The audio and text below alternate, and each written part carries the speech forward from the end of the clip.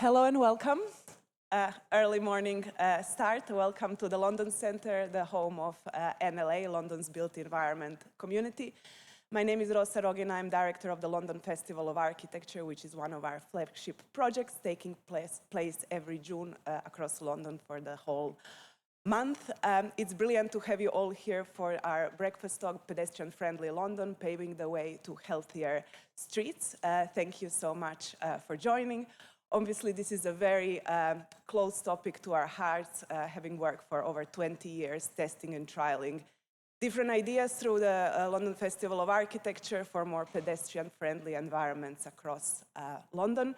We have a brilliant lineup of speakers today, crossing expertise from architecture, culture, transport planning to place shaping, and we will be exploring a number of case studies, including Strand Aldwych, Exhibition Road, and Camden High Street, to really explore what does it mean to create a more pedestrian, traffic-free environments across London, and particularly what are the lessons we can learn from these environments in further place shaping across the capital. Before we start, just a little bit of housekeeping. The talk will last approximately 1 hour or just under. There will be opportunity to ask questions, so do note them down as we go through presentations and the discussion. The toilets are available at any point if you need on the -1 level, so you just need to head to the reception, turn twice right, and then the signs should lead you to the toilets. Equally, refreshments are at the back, available throughout and after the talk. We welcome you to stay after for a discussion with everybody in the room to explore our exhibitions and the models. So thank you so much once again for joining. So I will start this session by passing to our first speaker, Canon Ivers, who is director at the LDA Design and was a project lead for Strand Aldwych project. Thank you.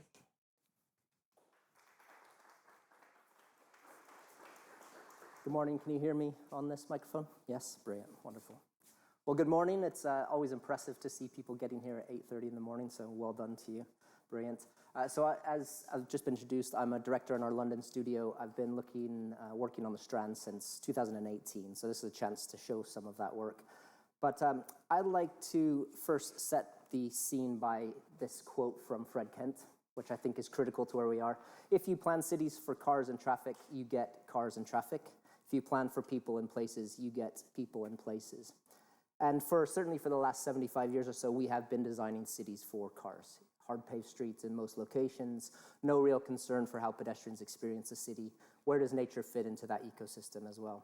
So you end up with streets, as you can see, like this. This is just a series of some of the projects that we've transformed into new ecosystems. Car parks in front of grade 2 listed buildings, outside of major cultural institutions and education facilities. This is in UCL, part of Camden Street, so we transformed with them. And you'll hear more from Dan today, but I came across this project that he and I are working on in Knightsbridge, and through the research, this sequence of slides really communicates what's happened, I think, over the last number of years as cars have proliferated across cities. So this is from 1916, I believe, in Knightsbridge. And if you look particularly on the left-hand side of this image, you get a real sense of the generosity of pedestrian space, footpaths, the way in which it interacted with the frontage of the building. There is mobility. You can see cars moving across the street. The next slide gives you an indication of what's happened as a result of cars getting bigger, faster, more of them proliferating, etc. So the buildings have not changed. What's changed, particularly on the left, is all of that public space has been condensed and consolidated. You still have one raised footpath you can see there, but predominantly all of that space has been given over to traffic. We're now in a scenario where we're beginning to rebalance the city. And I think the title really of this invitation for this talk should have been Depaving the Way to Creating Better Space, because that is the reality of what we need to do. We need to find better ways to invite nature into the cities, create more space for pedestrians, allow them to be part of the ecosystem that we're creating, and therefore bring more culture, bring more social moments. So I'm going to read, there's a long quote coming here, but I think it's such a critical quote. And also it's important, this is from Jane Jacobs' 50th anniversary of her book. So I always think when someone's writing something pretty prescient at the end of their life, at the end of their career, that we should really sit up and pay attention. So I'll read this out. At some point along the trail, I realized I was engaged in studying the ecology of cities, the two sorts of ecosystems, one created by nature, the other by human beings, have fundamental principles in common. Both types of ecosystems, assuming they are not barren, will require much diversity to sustain themselves. In both cases, the diversity develops organically over time, and the varied components are interdependent in complex ways. So if you think about those images of Knightsbridge I just showed, when you see traffic flowing through, the ecosystem there is pretty limited. It's pretty basic. People aren't even really paying attention because they're making sure they're not getting hit by a bus or hit by a car. They might stop to take a picture of Harrods, they might interact with some of the frontages, but there's not that visual and visual complexity and interest to really attract them into the public realm. And that's, I think, what she's beginning to speak to, is how do we create better ecosystems for people to be a part of? So for those of you who don't know the Strand, it's I'll explain a little bit here. It was a one-way gyratory going clockwise. In the center of this image is a grade 1 listed church, St. Mary le Strand. So it was 4 lanes, 2 lanes of traffic on the north side of the church, 2 lanes of traffic on the south side. So really the church itself was marooned by a sea of traffic. It was fondly called St. Mary's in the Way by bus drivers and taxi drivers. Somerset House is also grade 1 listed, huge cultural capital in the city as far as drawing people into the art scene there and into cultural and social components. King's College has 30,000 students within it, so it really is the chance for it to be a heart of the campus. The transformation was to move traffic to be two-way on Aldwych, so the upper part of what we call the D, and then the central space becomes a new 7,000 square meter public space with, I'll give you some stats in the next slide. Everyone's hungry for stats these days. But really the aim was to create a moment for all of those different bodies to come together, to interact in the space for possibly the first time in history, because it's always been about movement of vehicles and goods, et cetera, et cetera. So this is a chance for students to interact with people coming to Somerset House, everyone from Theatreland also to come into the space. So going back to this idea of the ecosystem, how do we think about streets, the transformation of the public realm as an ecosystem? And it goes back to really this point. As ecosystems develop, they tend towards greater diversity, complexity, and interconnectedness. So the moment you're able to think differently about the relationship to cars, you allow a lot of different diversity, a lot of different exchange, cultural exchange, social exchange, creative exchange, which brings people into space, allows them to be there. But there's also then the real ecosystem of nature, which we're a part of, is when there's process going on, when there's exchange, when there's permeable surfaces, there's stuff going on in the soils that we don't even see, and that is creating a rich ecosystem across different scales and in different contexts. So a few metrics quickly, because I am aware of time. 7,000 square meters of public space, 1,750 square meters of green space, 40 new trees, NO2 and air pollution has been reduced, as you'd expect, but even along the D, it has improved because the traffic is flowing. There's been a 50% increase in cycle parking. Anticipated visitor numbers to the church is 50,000. So when we started the project, it had a congregation of 6 people. So it was really struggling because, one, you could barely hear the sermon being preached, let alone want to be in the church. And then also, you can imagine that the pedestrian movement has increased to 8,000 per hour. So a few before and afters. I'm not going to try to speak to this because I haven't got time to explain the design. But hopefully through these images, you can deduce yourself of what that ecosystem might feel like and look like if you haven't visited yourself. So this was the scene before we started. 4 lanes of traffic coming directly at you before it either went straight to Trafalgar Square or turned left to Waterloo Bridge. This is the transformation, huge connection to the church again, the flexibility of space. And key to this image is you can see a pavilion being built in the space. So the idea of cultural activation also taking place is important. This is looking back towards Somerset House. Allowing people to feel like they're enveloped and immersed in nature is important. Again, the setting of these beautiful buildings is Bush House on the right, St. Mary le Strand on the left. Again, the way in which people are beginning to interact, the different spaces for varying ranges of intimacy. You can sit by yourself, you can sit with others in the lawn. Looking across back towards King's College. This space really functions as the campus heart for King's. So they activate this with movable furnishings. They make it really feel like it's part of Freshers Week. So this has become a critical space for them. One, to bridge across what was 4 lanes of traffic, but also as a hub for that activity and moments to come together. This on the north side of the church, it was bus parking, motorcycle parking, car parking, and quite a vast expanse of paved area in truth.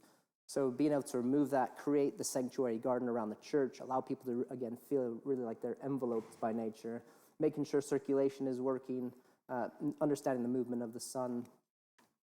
So the last thing around ecologies is this quote from Chris Reed, who's a landscape architect in the States, around social ecologies. So social ecologies are the interaction of and interrelationships between various individuals and each other and between them and their environments. So going back to this idea of if you can create those spaces for something else to happen, also leaving areas for flexibility, because we don't know what the future is going to be as far as how these spaces want to be used, then you can create those social ecologies where people might actually begin to connect in a way that they wouldn't do otherwise because they've never had the opportunity to interact and interface with each other. So a few examples of how that's been operated in the space. We had an LFA event, in fact, last year where we were able to describe some of the production and design and fabrication of the sculptural seats. This project was actually built in the space, so we always had this idea that it should be a place where art is made, not displayed. So to see the artist creating this piece of work became the activation rather than bringing in a piece of public art, and that was the thing that people took pictures of. That process became somehow more rich than just a finished piece.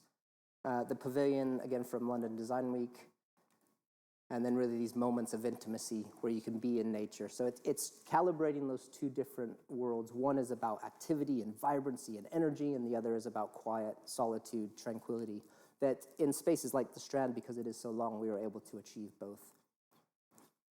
And then just finally, the last quote from Richard Weller, who was a seminal theorist, thinker, designer who's recently just passed away, unfortunately, but get your hands on any of his work because it's always really inspiring. So as they do with culture, cities will soon compete to be the most biodiverse. So again, this idea of depaving, lifting, creating permeable surfaces, making space for nature to come into the cities is, I think, what all of us are craving. We're looking for that complexity. We're looking for visual interests. We're looking for connections with the natural world through theories of biophilia, as many of you will heard about. So keep that in mind as you hear some of the other presenters, and I will finish there.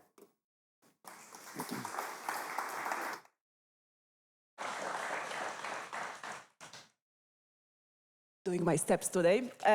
Thank you so much, Canon. We will now move towards Exhibition Road, and I would like to invite Freya Stannard, Director of Exhibition Road Cultural Group, to run us through our next project. Obviously, now you're celebrating 175 years. Next year, the road is... the road is shared surface since 2012, and yeah, very interested to hear more about it. Thank you. Thank you. Thank you so much. Good morning, everyone. Thank you, LFA, for the invite. It's wonderful to be part of the programme. So today I'm going to be talking about the development of Exhibition Road, and in particular, a scheme that was delivered in 2012. And although it wasn't a fully pedestrianised scheme, it was really starting to look at how the pedestrian experience can be enhanced in an almost shared space. But before I get into that, I'm just going to give you a bit of a context to the area. As you can see on the screen, we've got this incredible group of institutions in our area. So our Exhibition Road Cultural Group makes up 22 leading art, science, cultural, higher education institutes. And our area spans from South Kensington Station up to Hyde Park, and now we go a little bit further west into High Street, Kensington. And the area actually exists as a legacy of the Great Exhibition of 1851. And it was Prince Albert's vision to bring together the arts and sciences into one hub. These subjects weren't in silos. It was a place thinking towards the future about innovation and actually quite a lot about accessibility as well. And we like to say this is the first ever cultural district in the world. And when it was being created, Exhibition Road became sort of the spine or the artery for this area. And if we fast forward quite a few years to the 80s and 90s, Exhibition Road was particularly lackluster. It was cluttered, it was crowded. The narrow streets were not really accommodating the about 11 million visitors that they were getting at the time. And so many people really wanted to redevelop the area and give it the stature that it deserved and give a better experience to the incredible number of visitors they were seeing. And I think an interesting term from Tim Tompkins, what we were seeing was pedlock really in that area. So there was a number of schemes proposed in '94 by Norman Foster, the Albertopolis scheme, and that was a grandiose plan to transform the area using millions from the newly formed lottery, but that failed because it wasn't able to get the collaboration from across the institutions. And then a little bit later, Daniel Libeskind proposed the wonderful spiral. You can see the render up there on the left of the screen, which was to be an extension of the Victoria and Albert Museum. but that also failed due to lack of funding. And then it wasn't until 2003 when an international design competition was launched, where they got proposals from people like Zaha Hadid, David Chipperfield, and actually the winning design was from Dixon Jones, who many of you may know worked on the Royal Opera House, Somerset House, Henry Moore Institute. Many years later after that, the scheme was finally delivered in 2012. So there was lots of design iterations, some stumbling blocks along the way, but it was there to be opened for the 2012 Olympics. And so behind this scheme, there was three major funding partners. We had the Royal Borough of Kensington and Chelsea, we had Westminster City Council and TfL, and the scheme cost about 29 million. But sort of even further behind the scheme was the vision of Daniel Moylan, who was the lead RBKC councillor at the time, and also deputy chair of TfL. And Moylan's aesthetic was to have clean, decluttered streets and to have shared spaces, and with the idea that people behave more responsibly if they're in a shared space. And so the main design features that you can see up here was this curve-free single surface that ran all the way up from the South Kensington Tube up to Hyde Park with the X's that crossed over. And the areas were demarcated by black cast iron drains on either side, but also little ridges that were supposed to help blind and partially sighted people to move or understand when they're moving between pedestrian areas and vehicle areas. There were larger pedestrian areas put in, so traffic was restricted to the east side of Exhibition Road. 20-mile-an-hour speed limit, a much wider crossing when you go over Cromwell Road from the station area into the museum area, and these wonderful, tall, slim street lights, which for years I thought were just flagposts, but they are street lights. And they were there to match the grandeur and the stature of the buildings that adorned either side of Exhibition Road. We also had the development of cafe culture around South Kensington Station and more planting and more seating. So that did actually happen. That's pretty much what we see in Exhibition Road today. And what did that do? What were the impacts? What was the legacy of the project? Well, it absolutely matched the scale and the beauty and the ambitions of the area. It's quite an impressive scheme, much, much broader spaces for people to walk along. And it really did help to accommodate increase of visitors. So as I said, there was about 11 million visitors at the time. Now we welcome about 20 plus million a year, and about 30 million go through South Kensington Tube each year. But for me, the most exciting part of the scheme has enabled more cultural animation of the area, more placemaking, and some lovely examples there up on the screen. You've got a rocket outside the Science Museum. We participated in LFA a couple of times with our Green Trails, a design competition there on the bottom. And each year, we close the road completely, so it's just for pedestrians for 2 days for the Great Exhibition Road Festival. We just had that last weekend, and it was absolutely fantastic despite the rain. Classic Brits are dancing in the streets still. It was absolutely brilliant. So there are some really, really fantastic things as a result of the scheme. However, there has been some challenges. At the time, there was quite a lot of complaints about the scheme and its lack of safety, particularly for visually impaired people. And we're sort of still seeing that today. We did some stakeholder engagement last year to ask people what their experiences are of the area. And one neurodiverse participant said it was sensory hell for them. And you can see there's some examples, some quite serious accidents that have happened on the street because of the lack of demarcation. But actually, I think I'm starting to see a few new challenges, actually, over the last few years. Would you believe the area is now used for car meets, for drag racing? So because of the big, open, wide spaces, people can get quite a lot of speed up and down Exhibition Road, which is incredibly dangerous. Also, we started to touch upon it, but climate change. There's a lot of hard surfaces in the area. There's a lack of shade, and we also have quite a lot of materials that get incredibly hot in the summer. So as we start to see increase of extreme heat and flooding events, this scheme is starting to show some challenges. And also over time, the clutter comes back. So the original aesthetics of the scheme has just started to deteriorate. And so one example of that, we have about 5 different hostile vehicle mitigations outside one building. They're obviously not all useful, and they're impeding visitor flow now. and also the aesthetics of the scheme, of course. But what are we going to do about that? What are we doing into the future? As Rosa says, next year is the 175th anniversary of the area. So we're just taking a moment to look back about why this area exists, what was its original purpose, and where do we want it to go into the future. So we're already working with both of our councils, so Exhibition Road's directly split between RBKC and Westminster, to rationalise the area, to declutter some of that material that doesn't need to be on the streets, and also working with our members to understand the needs of the million more visitors that we get each year. We're working very closely with TfL on the redevelopment of South Kensington Tube to encourage step-free access and active travel.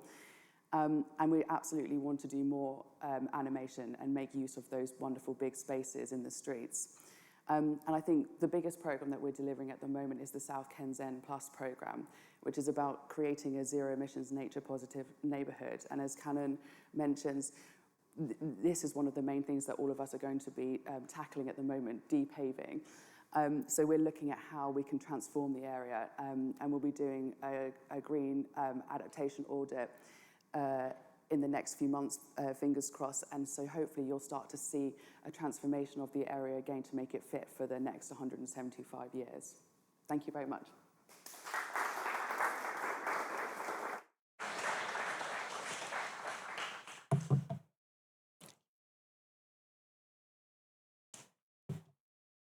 Thank you so much, Freya. It's brilliant to hear how the project is evolving and growing, and it's never quite finished. It's just a good reminder that we have to be coming back to areas and reassuring that the pedestrian-friendly environments continue to be relevant and serve the wider possible audiences. Moving now to another more recent project, I would like to invite Carl Brearley from Camden, who is Safe and Healthy Streets team manager. As you might know, Camden High Street has gone into an exciting 18-month, I believe, trial of pedestrianisation. So yeah, very much looking forward to hear more about it. Thank you.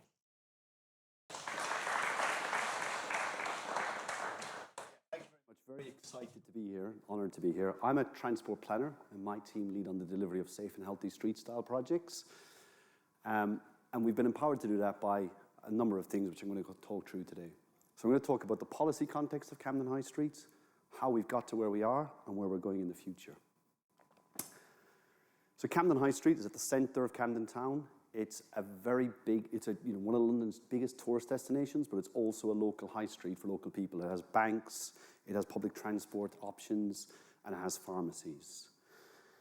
So the story of Camden High Street pedestrianisation starts in 2019. Over the summer of 2019, three kind of things happened. We launched our transport strategy, and that's a people-focused transport strategy. That went through a series of engagement events and consultations, and it came out with a series of objectives and measures to meet those objectives. In June 2019, we announced that we were going to pedestrianise Camden High Street, so it's been 6 years. We did announce in 2019 we were going to pedestrianise the High Street, and in September 2019, Camden ran the first Citizens' Assembly on the climate crisis. And that was a process with local residents telling us what we should be doing as a council to tackle the climate crisis. And one of those things is that we should be working and delivering car-free zones and days.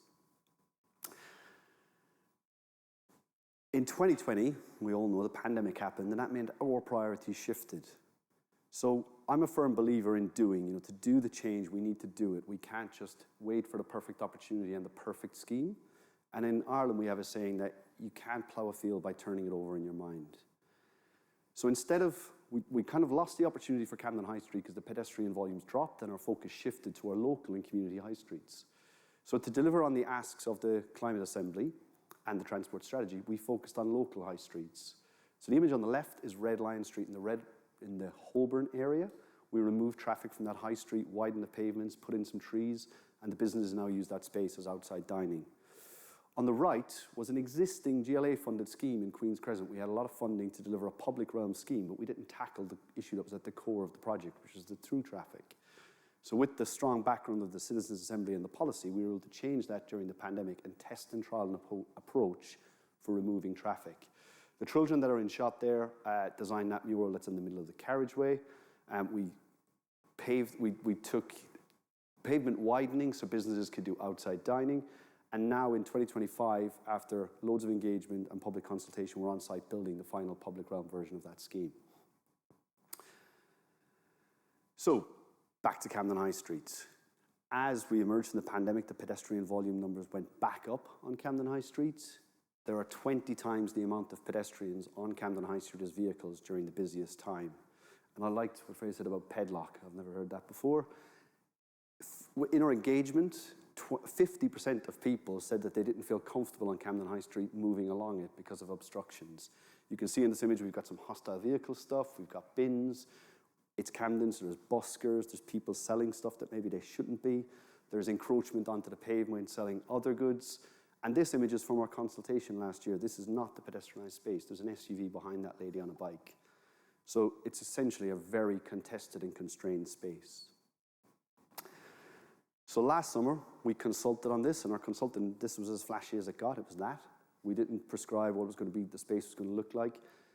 The area in red is what we've pedestrianised. So those of you who know Camden High Street, it only goes from the tube station to Holy Crescent, which is the Elephant's Head pub, if you know the area. The bit over the lock, which is also a very, very busy part, that's the perfect scheme, and we are going to get there, but we've done a kind of phase one of this scheme, a test and trial approach. All traffic now goes on a diversion along Kentish Town Road and Holy Road, and then goes back over the Lock Bridge. And that means nothing goes into that red area. It's a sterile space. We have refuse and emergency services are the only vehicles that are allowed into that space. All the loading happens from the side streets. That's been a bit of an issue with businesses, but businesses are generally supportive of the idea, so there's troubleshooting, but we're working on it. And on Jamestown Road, we have a few, it's kind of the food and beverage district. There's Mildred's and a few others there. And they felt they were being left out, so we bolted on pavement extensions there, and they've now got tables and chairs licenses, so they're expanding their, basically the footprint of their building into the highway. I showed this to my partner last night, and she said, you're going to have to tell people these are the same location. So the image on the left is Street View. That's pre-trial. And the trial that we've done, we haven't essentially done anything. We've removed the traffic. It's a sterile space. We haven't prescribed what's going in that space. We haven't put any furniture out there. We're essentially, for the first few months, we've just put gates in and removed the traffic. And now people are spilling into the highway, using it for what it's essentially meant to be there for. But that doesn't mean we're not going to do something. So the process from here is my team, the transport planning team, we're now stepping back. The space is created. We're going to focus our efforts on phase two. We're going to start looking at the technical background of the traffic movements. And we're essentially now handing over to people that are better placed to look at the public environment or the public realm. So we've run a competition with the LFA. We've given £100,000 to a competition for some young architects to design to a brief called Square, a new concept for Camden High Street. I believe the site visits, there were 6 selected site visits last week, and I believe this week or next, does anyone at the LFA know? Last week. When's the winner going to be chosen? In about 3 weeks. Yeah, I don't know anything about it. It's like handed over. And then they will look at the street, look how people are behaving, and make some physical changes to the street. That might be seating. It might be like Cannon talked about, art exhibitions. It could be a whole host of things. We're kind of leaving it up to them to work with the community and not prescribe, but to kind of collaborate and do. The other thing we're doing with our culture team, headed up by their head of culture, Zarita Brown, is activating the high street with things.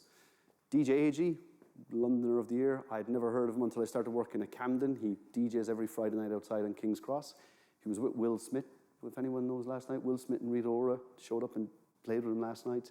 Not on Camden High Street. We were trying to have him on Camden High Street, but it got moved to King's Cross. I'm a bit sad about that. But essentially, every Wednesday night, DJ AG is going to be on site on Camden Town. And that's, I don't know if you know the way he operates. You bring a USB along, you plug in and you play with him. So it's a collaborative approach to the high street. The Herds, that is an exhibition that's going to come through central London about the migration of species. Puppets, that's going to come up the high street on the 28th of June. And then for the rest of the year, we're going to have loads of these activation events that you can all get involved with. I'll share a link, hopefully, via the LA for the LFA for the engagement website. We'd really appreciate your views. So I only have 2 slides. I said we did nothing in the high street. The only thing we have done kind of public realm was we worked with one of the local businesses, Camden Open Air Gallery, to do a mural on the floor. It says, welcome to Camden High Street. Lots of kids were interested in that. So again, feeding into the LFA break, LFA brief, they might work with local people to do some artwork. And the final image I have is just of DJ AG on site last Wednesday night, bringing the community into the space. Because one of the main things that people say is Camden High Street is not for local people. So trying to bring local people back into a diversity of things, whether it's art or turning the space over for community use. Thank you very much.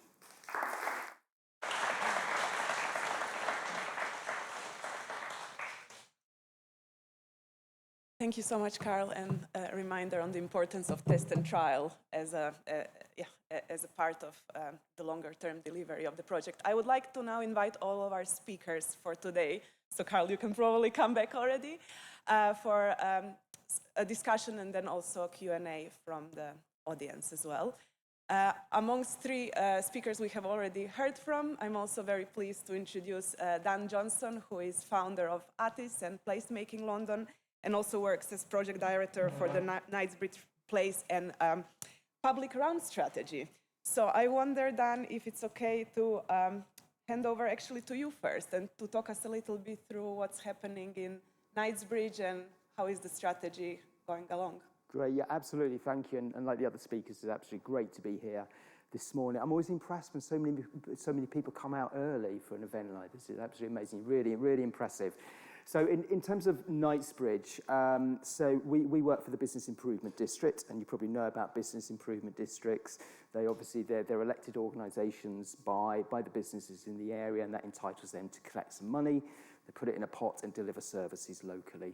The great thing about the Knightsbridge partnership is that it has convened different partners to come together. So until it existed, Knightsbridge, in terms of Brompton Road and the other streets, was the responsibility of three highway authorities, so TfL, RBKC, Westminster City Council.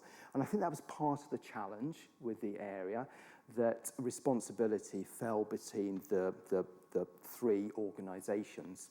And as a result of that, it became a very neglected area. So I don't know if anybody's been to Knightsbridge recently, but when you go into, if you visit Harrods or wherever it might be, a wonderful experience. But in fact, the public realm is really poor. And the main junction in the area, which is the Scotch House Corner junction, is the fourth least safe in London.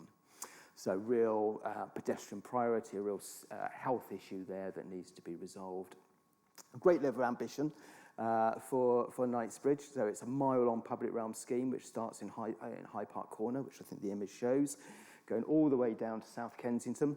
And it's always been one of those places, a key route from the west into central London. So it's always been one of those challenges. You have that dilemma, how much can you introduce the place function over the movement function? So what we've done is bring partners together through the bid. There's been a very extensive collaboration co-design process, and I think it's really important to do that, to really listen to all the stakeholders so they really properly get engaged in the project, want to support it, so when it comes to formal consultation much further down the line, they're already behind it. That's the easiest stage at that point. It was really interesting listening to Freya, because actually way back in 2012 I was at TfL and worked on Exhibition Road, and I remember the point about the tactile paving, and we had to do them at double width there. My point was we did lots and lots of engagement with people who have additional needs because it is a shared surface, so we decided, and they agreed to this, to put in double width tactile paving at that location. My point with that is really it's about engagement. So going back to Knightsbridge, we engage all kinds of communities, and we did it in different ways. So with people with additional needs, we did it online, so it was very inclusive for everybody. Youth Council, went out with them on a walkabout, which is really, listen to young people, they have amazing ideas, it keeps it fresh. And then the business community, the highway authorities and the residents. So take everybody on this journey. So the outcome of this is really good design. And Canon led on the design part of this, and you would have seen some of the images there. So what we've been able to do through this collaboration is come up with a scheme that will double the widths of the footways, create an additional 5,000 square metres of footway, 2,000 square metres of additional planting, 170 new trees. All the pedestrian crossings will be straight ahead, and we'll introduce 2 new pedestrian crossings.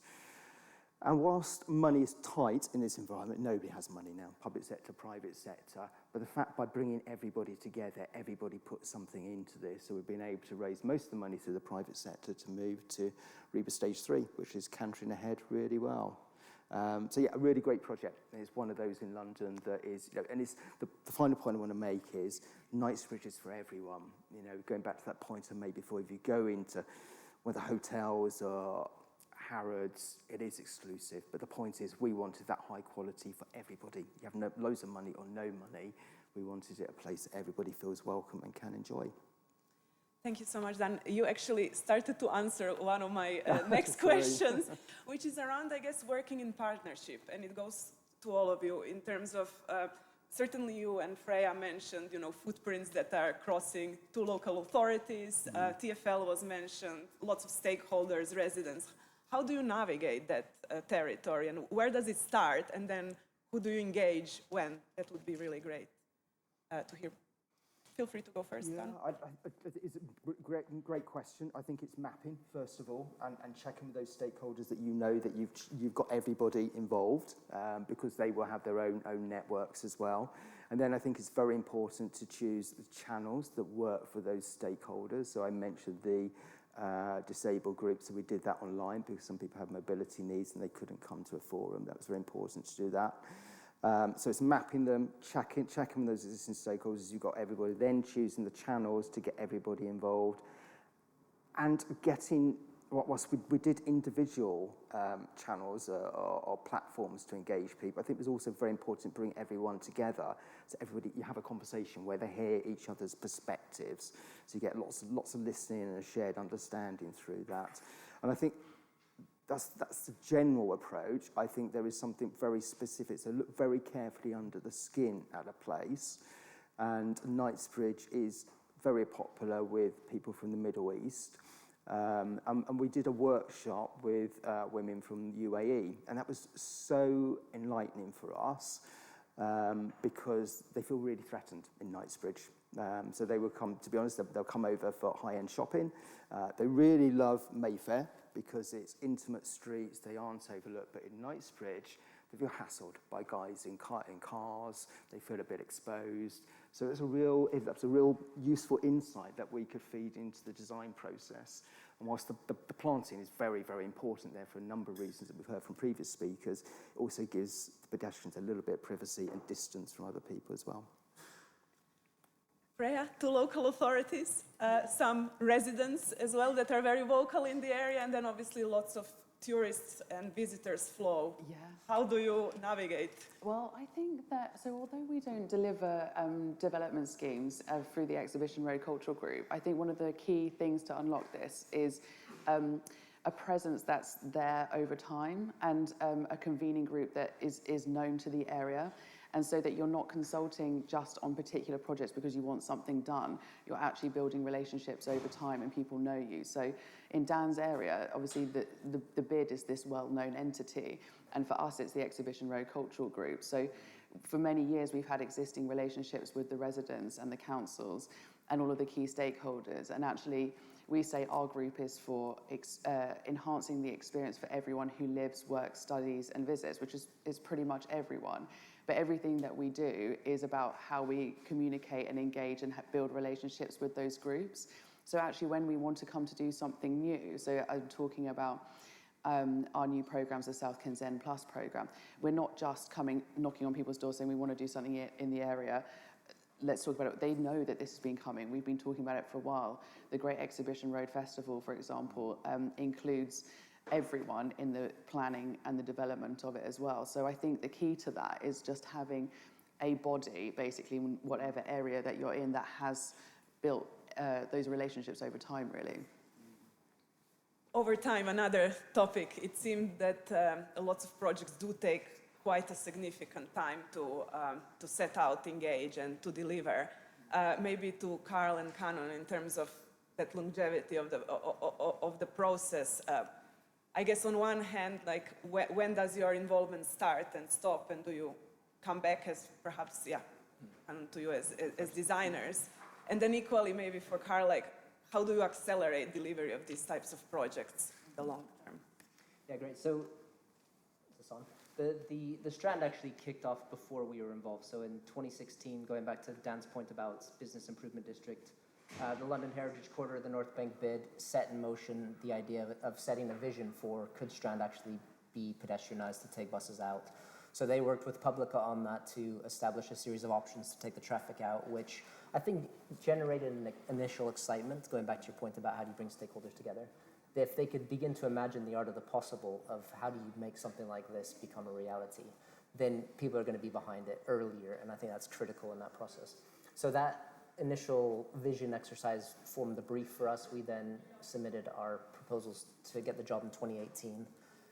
We worked up to 2020, just before COVID, and this will talk about acceleration as well. So we had a design that we thought was going to be delivered, and then in order to get places like King's College, Somerset House, the businesses, the embassies back up and running, Westminster Council took the decision to try to find a way to make it happen quicker.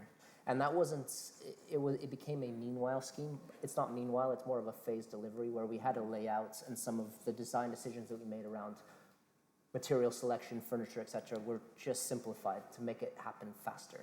So between 2018 and 2021, the traffic switch happened that took traffic off. It opened up, those images you showed of just taking the traffic away and it becoming a space reminded me of that.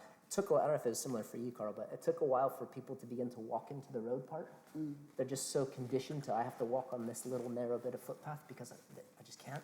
And it took, honestly, it's even now I watch people and they still hug the edge of, you got this whole expansive space. So anyway, the traffic switch happened in 2021, opened up the space. Westminster ran something called September on the Strand, where they brought in food trucks and different ways in which people could be in the space. And critically, they built a skate park in situ. So this idea of rather than bringing something into the space and clunk it on there, to see the process of it being made, I think in people's mind, it triggered a real moment that this isn't just a bit of road work. They're not fixing some utilities and it's going to go back to what it was before. It was a moment, a sea change moment to say, wow, this is something big is happening here, something different is going to happen. So that was 2021, and then after that, they started to work on the Strand portion itself. So between September 2021 and December 2022, it completed. So I would say in the grand scheme of a significant transformative project in a really complex part of London, to have happened in that time span is pretty remarkable, actually. I can talk just a little bit on acceleration. There's plenty of things you can do to acceleration, so I'll try and keep this short. But one of the things is empowering people. So I've really been empowered in my role by the transport strategy. It's very clear what we want to do and how we want to do it. But that also means people like our cabinet member, Councillor Harrison, is very much empowered to make those decisions. That was engaged upon, it was consulted upon, it's very clear what we want to do. But when we do accelerate, it's about accelerating in the right way. So I could do a different presentation for you on how we got to where we are in Camden High Street. We did engage on the project in 2019 and 2020, and we had a lot of residents coming to us saying it's going to cause gridlocks in our streets. So I didn't tell you, but we did local high streets, we pedestrianised those. We also did a series of measures in that Camden town area to prevent the impacts of what the residents said would happen. So we did that in 21 and 22. So now when we're having those residents come back about the Camden High Street project, they're not saying it's going to create traffic chaos because we've essentially solved that. We've accelerated the project in the right way. They're coming to us saying that High Street's not for us. And that's a good conversation because it's shifting to be about the space rather than about the impacts in the surrounding area.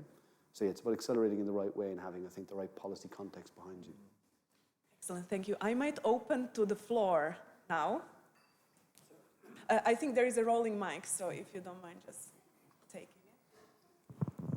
Hello, my name is Sujad. I'm a building surveyor. Have you thought about Exhibition Road and maybe taking the license numbers of those who want to speed? Yes.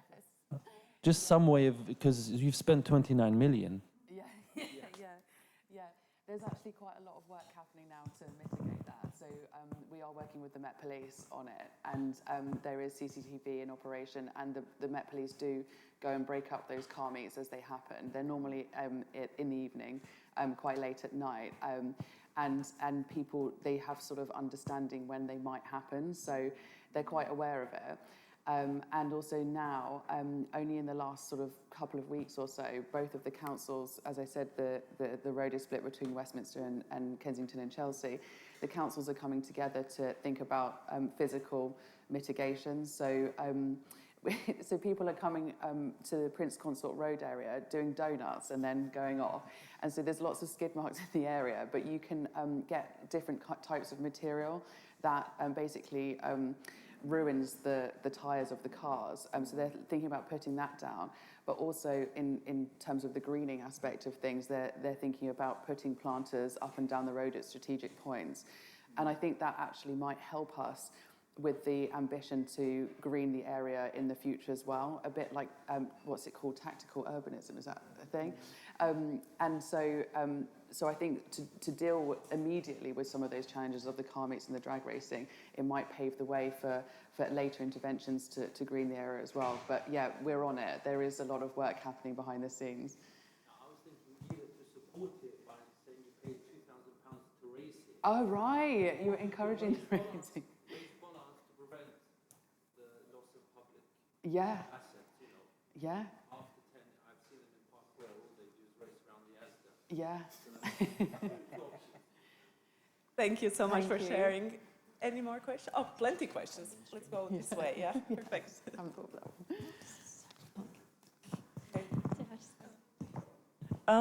Just to continue from that question, so I'm a design and planning manager at Barking Riverside, and we are experiencing a very similar issue to what you're having at, in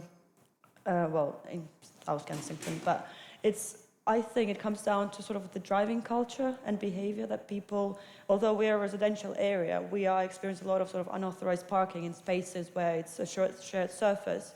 And what we're facing is that we've tested shared surfaces, sort of no upstand curb, sort of curb-free designs, and we're seeing a lot of dead spaces that are used for parking around sort of play areas, any area that is sort of all turning heads, sort of, or junctions that are being overspilled by cars, trees being knocked down, benches being knocked down, all of that. And we're actually going away from shared surfaces at the moment because it just doesn't work for kids, parents. They don't feel safe. They feel like the space becomes dominated by the cars. And I was wondering if you ever thought of what could be done to address that driving culture behavior, because at the end we end up with, well, those sort of hostile bollards, signage, planters that are not just supposed, it just ruins the space. Yeah, I think, and so everything you described is everything that's basically happening in Exhibition Road, and also now with the bikes that you can pick up and just drop off everywhere, we're just getting them scattered up and down as well, so it's not just cars. So it's just cluttered and a bit chaotic. And as I said in the presentation, that just lots of clutter has been put in to try and mitigate some of those things. So actually the thing that we're doing now is working with the councils to rationalise the space, first of all, to take away unnecessary clutter, but probably think about more permanent interventions. It's really early days on that because it's quite contested. People still feel very strongly about the aesthetics of the original design and that it should be this open space, and that we don't want to challenge that essentially and then make it even less, suitable for any of the stakeholders. But I think we're getting to a point, particularly with the greening aspect of things and climate adaptation, that more permanent things are going to have to happen. So it's early days, but the sort of the idea of tactical urbanism, if I'm right, is that you start to make these temporary interventions to prove that that's actually a better way of dealing with an urban area, and then that gives you the evidence that actually we need to have a more permanent thing, which would have to be like a properly designed big, I don't know, we'd probably have a big design competition to rethink and reimagine what that space is going to look like on a longer term basis. So yeah, it's those simple temporary things that we're doing at the moment to try and stop some of those immediate issues, but I think we need a longer term solution.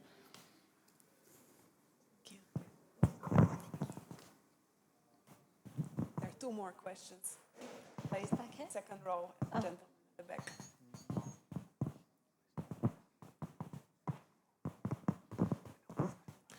Yeah, this question is really for everyone, but maybe most specifically Exhibition Road and Camden High Street stretches is about SUDs and stormwater management, because having been to the Great Exhibition Road Festival last weekend in the rain, and also being quite familiar with Camden High Street, like surface water, drainage, is a really key issue that I see. It's all across the city, actually, but and I would guess I was wondering if you could talk about some of the challenges or successes you've had in trying to deal with surface water drainage. Like, I don't know if that's about how much is underground and dealing with all of the conflicting utilities, or if they're, stormwater planting, anything along those lines, and maybe how that's impacting your design. You touched on it a little bit about climate adaptation and how that's going to have to come in, but I was just curious to hear more.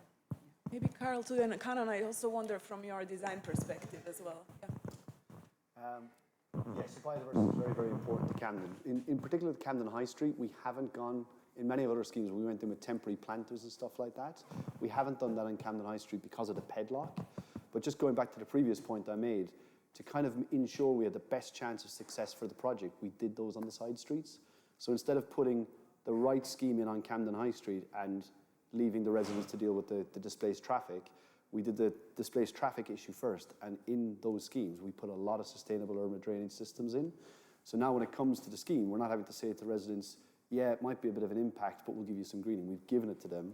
So on the side streets, we have done a lot of that sustainable urban drainage. It's increased the biodiversity of the surrounding street. It's kept those residents happy. And on the high street, ultimately, we do want it to be more green, but where we're with Camden High Street, it's very difficult, because at peak times, there's 20,000 people an hour walking up that high street. We need to strategically place those features. But it doesn't mean we can't do things that are permeable paving and stuff like that. So it's all on the table for the future phase. Yeah, so from a design point of view, the challenges you've addressed are some of those. So on the Strand, for instance, there's certain areas where we fundamentally couldn't get the depth to make it work. But I always argue that if it's planted, it's permeable. So it is doing more than if it's a sealed surface. So there is that challenge. There's around the planting and the substrates and everything like that is also something I think we're always trying to work into the schemes, because for most people it's the visual connection to nature, not so much the fact that it's doing a suds service. It's being able to feel that there are more trees, there's more planting in the space, and if it's doing something from an engineering point of view to help with the combined sewer overflow into the sea that we all see, then brilliant. So we try to get in everywhere that we can, and certainly if you're able to narrow the carriageway, it's usually a good chance to get suds in, because utilities often aren't necessarily fully in the carriageway. They're sometimes in the footpath. So that's an opportunity really to try to target where you can think about that early on. And I just want to make a plug for the transport engineers like Carl, because they're often not in this conversation, but they're fundamentally important. Without them, we wouldn't know where we can narrow the carriageway. We wouldn't know where we can widen the footway, where we could put a tree in. So we're working with Norman Prime on many projects, and I'm sure that others have come across really successful engineers. And it's usually working with them to say, okay, how can we really leverage the street? How can we make the street work much harder? Make it slightly more difficult for the driver because they're fine there in their little sealed compartment listening to music and air conditioning. But the pedestrian is out on the street. How can we make it better for them? So if we can just find those moments, and it does take an extra bit of effort to say, where is that one corner where we can get some more planted in, get that one additional tree? Those little incremental changes do, when you multiply it across the scope of this model, for instance, it has a huge impact. Maybe let's go back to the image of Knightsbridge as well, in terms of how it is now and then the future. How do you balance that relationship of still maintaining some vehicle space, but building in much more nature and sustainable mechanisms for it? So in terms of making sure the traffic works? And yeah, and just the balance in between the amount of green in relation to everything else which is happening, because, I mean, the width is limited, right? So it's not that you can endlessly expand on both sides. It is, absolutely. It is. Absolutely, it's limited. That's always our constraint, isn't it? We can rarely move the buildings, so we have to work with what we've got. So it's definitely, I mean, sometimes I've seen you start with the traffic modelling, and that tells you how much space you can have. I don't like that approach. I'd rather start with something really ambitious and then work backwards and ask the traffic modelers how much of that we can get. So I think that's the more, I think you get better outcomes that way. And I think it also partly goes back to the co-design approach of really what's important locally. What do the stakeholders really want to see? And in this case, in Knightsbridge, having long conversations with TfL, because to the point, the space is limited, the ones aren't going to move. So there has to be options. Is it going to be for cyclists? Is it about bus movement? Is it greening? Is it pedestrian safety? And we looked at Knightsbridge in a holistic way and identified there's other cycle routes. We're going to make Knightsbridge safer for cyclists, but it will not be the designated route because of priority for TfL are bus journey times through that area and road safety. So in terms of the road network, those are priorities. And then that gives us space for the green as well on top, which was everybody's priority, including TfL. Excellent. There was one more question at the back. Yeah, Councillor John Bevan, Haringey Council. Can I ask Camden, have you sorted out the problem with Camden Tube Station? Because that station, the crowds around that station, most of the day, every day, is just, well, first of all, it's dangerous is probably too strong a word, but that station really needs completely rebuilding and expanding. Yeah, I fully agree with that point.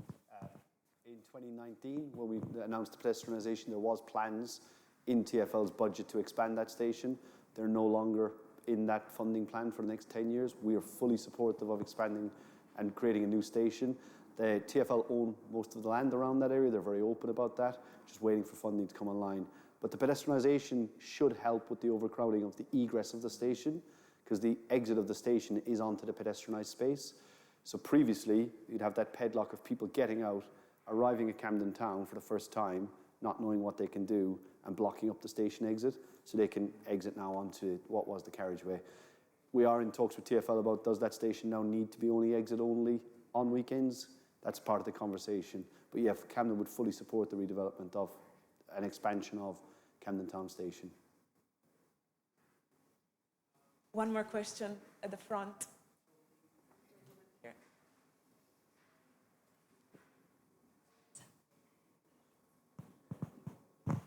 Hello, I'm Ben from PGA. Here's a question to anyone really about how you're talking about all your, all these schemes which are brilliant, but when you look at the footprint of the model, they are tiny, and it's like, how do you distill that so it gets into the people's psyches that it's a normal good thing, and it's not, as a transport planner, urban designer, like every scheme is a battle for whatever reason. It's like, but how do you take what you've done so it isn't?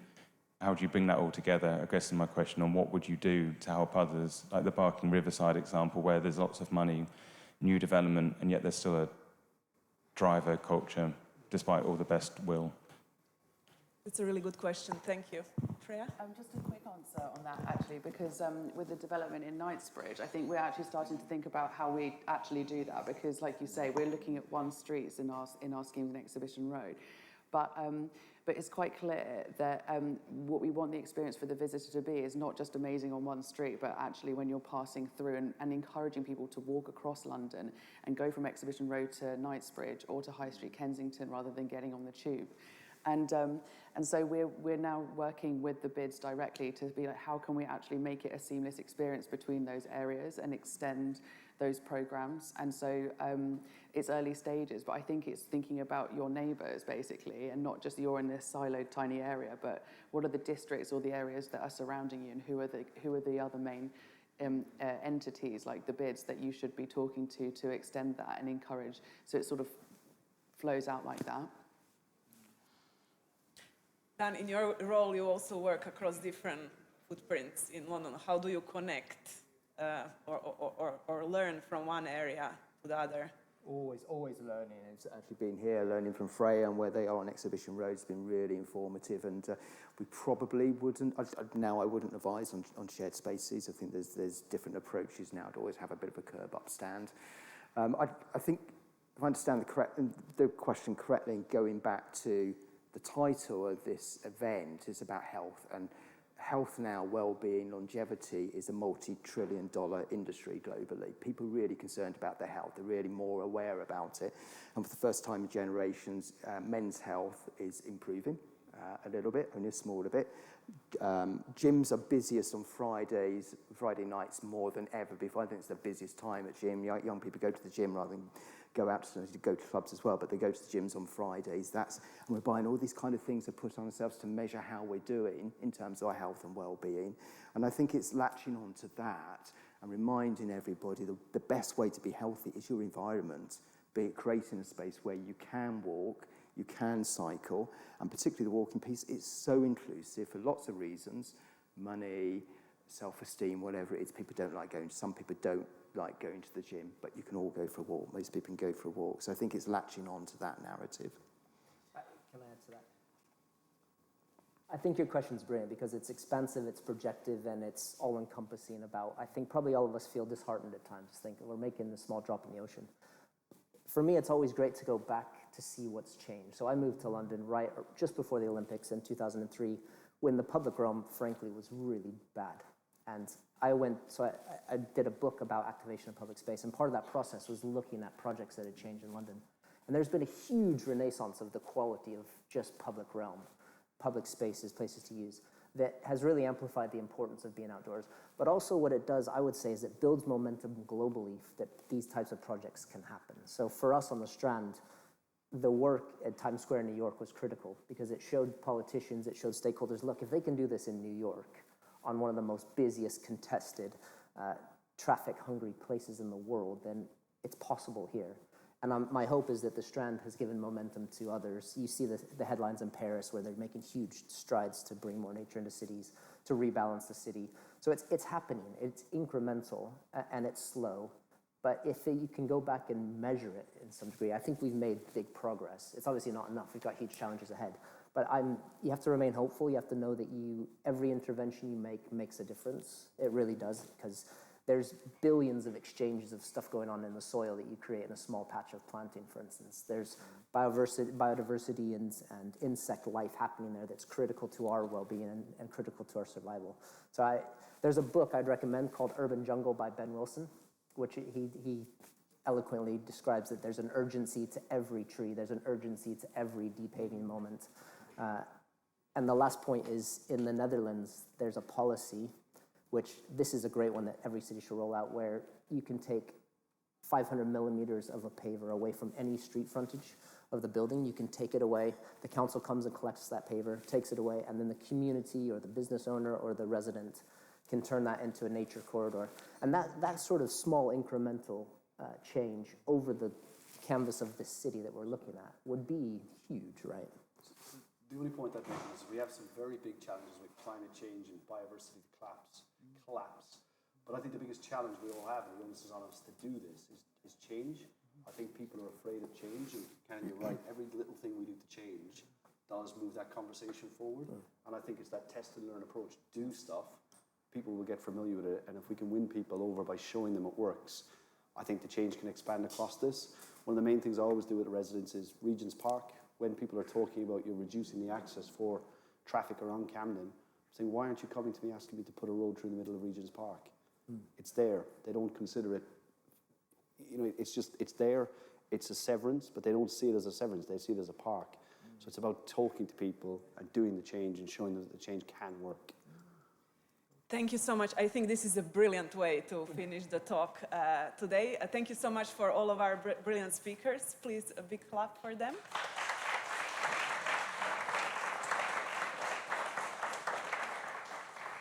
Thank you so much for joining us. We would appreciate any feedback that you have through the QR code on the screen. And just a reminder that London Festival of Architecture is running until the end of the month, so do check the program and hopefully see you in some other events as well. Thank you.